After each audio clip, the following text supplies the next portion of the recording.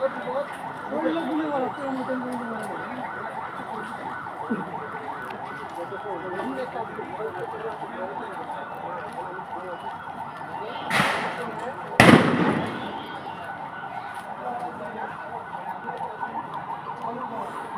দর্শকবৃন্দ, আপনারা দেখতেই পাচ্ছেন যে হবিগঞ্জে কোটা বিরোধী আন্দোলনের বিক্ষুব্ধ ছাত্রছাত্রীদের সাথে আইনশৃঙ্খলা বাহিনীর এই মুহূর্তে আসলে রাবার বুলেট, টিয়ার সেল এবং ব্যাপক সংঘর্ষ চলছে। পুলিশ কয়েক শতাধিক রাবার বুলেট, টিয়ার সেল নিক্ষেপ করেছে এবং সাউন্ড গ্রেনেড নিক্ষেপ করেছে। ইতিমধ্যে র্যাব, বিজিবি, আর্মস পুলিশ সহ কয়েক শতাধিক আইনশৃঙ্খলা বাহিনীর সদস্য উপস্থিত আছেন। কিন্তু এই মুহূর্তে এখনও মুহুর্মুহ গুলির শব্দ, সাউন্ড গ্রেনেডের শব্দ শোনা যাচ্ছে এবং আপনারা দেখতেই পাচ্ছেন যে পুরো রাস্তা জুড়ে শুধু ইট পাটকেল পড়ে আছে এবং আইনশৃঙ্খলা বাহিনীর চেষ্টা করছে পরিস্থিতি নিয়ন্ত্রণে আনার জন্য।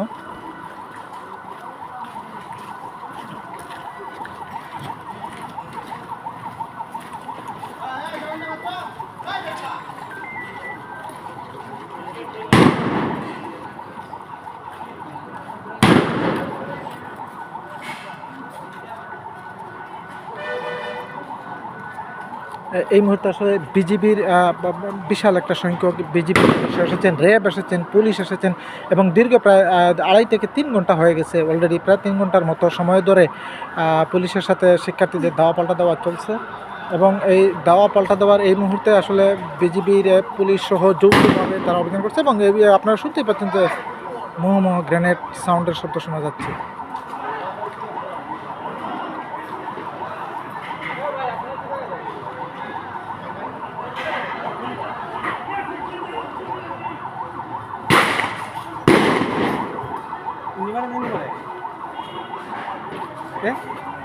তিনবারে